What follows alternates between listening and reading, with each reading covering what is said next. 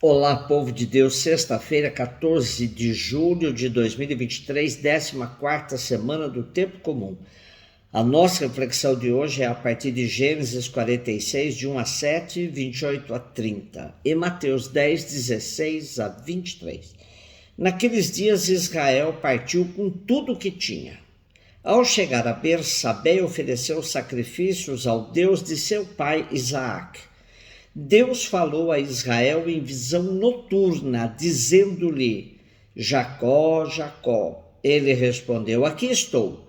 E Deus lhe falou: Eu sou Deus, o Deus de teu pai. Não tenhas medo de descer ao Egito, pois lá farei de ti uma grande nação. Eu mesmo descerei contigo ao Egito e te reconduzirei de lá quando voltares. E é José que te fechará os olhos. Jacó levantou-se, deixou Bersabé e seus filhos, o puseram com as crianças e as mulheres sobre carros que o faraó enviara para os transportar.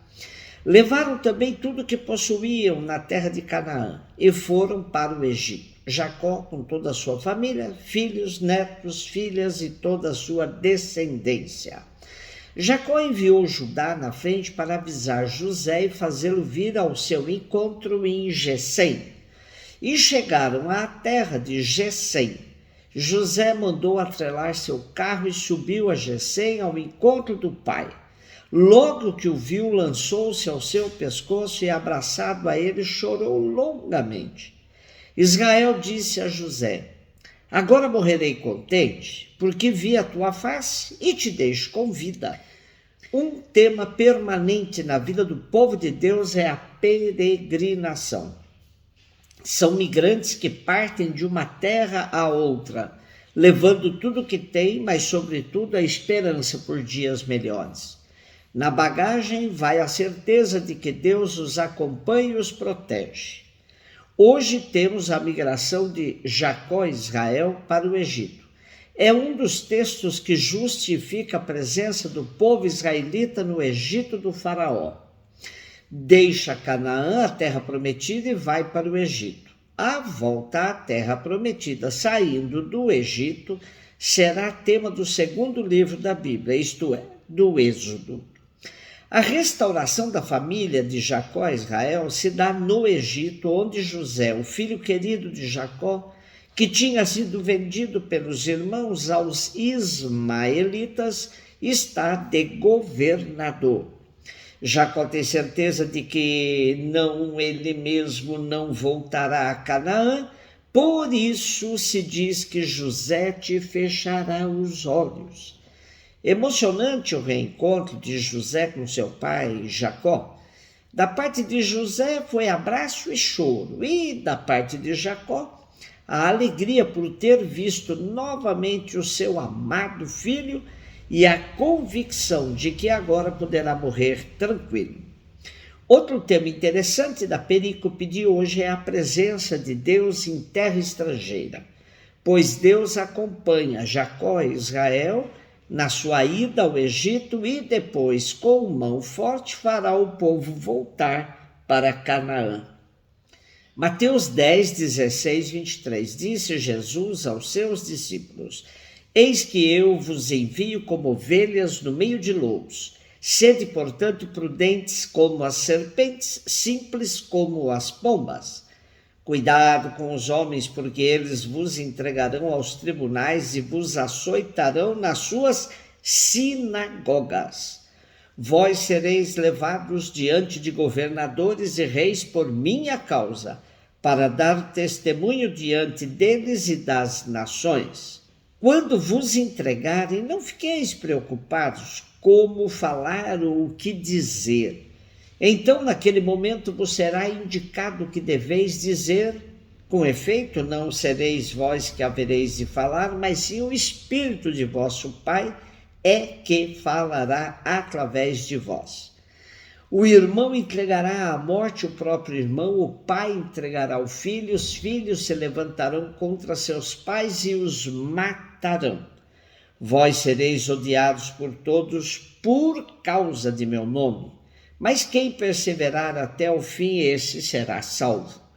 Quando vos perseguirem numa cidade, fugi para outra. Em verdade vos digo, vós não acabareis de percorrer as cidades de Israel antes que venha o Filho do Homem.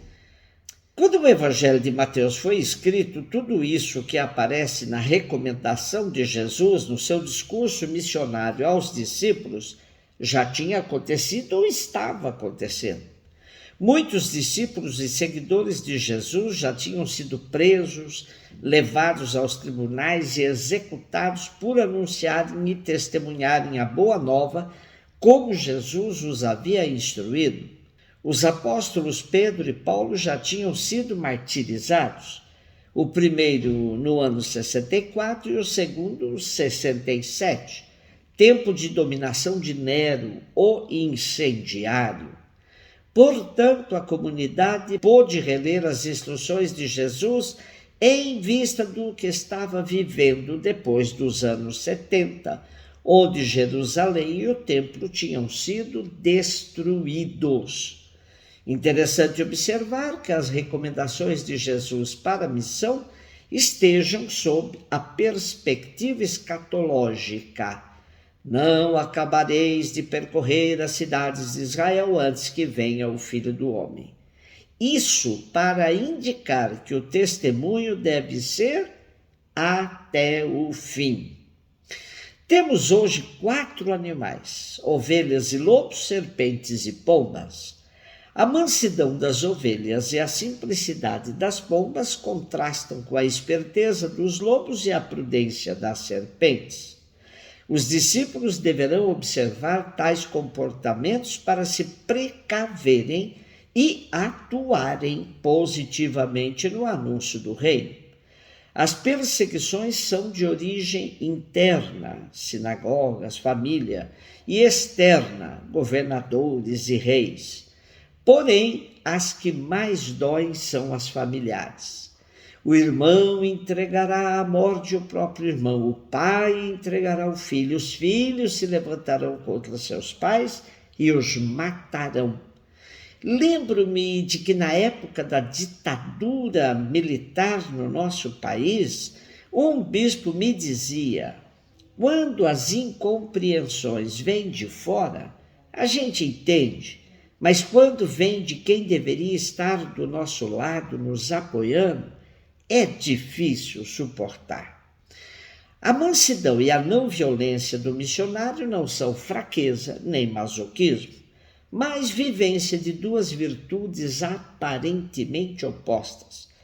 A prudência da serpente, como exercício de inteligência vigilante, realista e crítica, que evita o engano.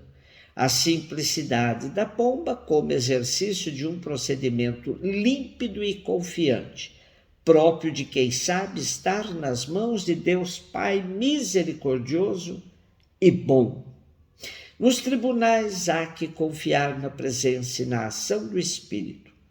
O futuro do discípulo não é de calmaria, mas quem suportar ser odiado, não pelos seus crimes, mas por causa de Cristo, será salvo. Quem perseverar até o fim, verá a salvação, a libertação. Um beijo no seu coração.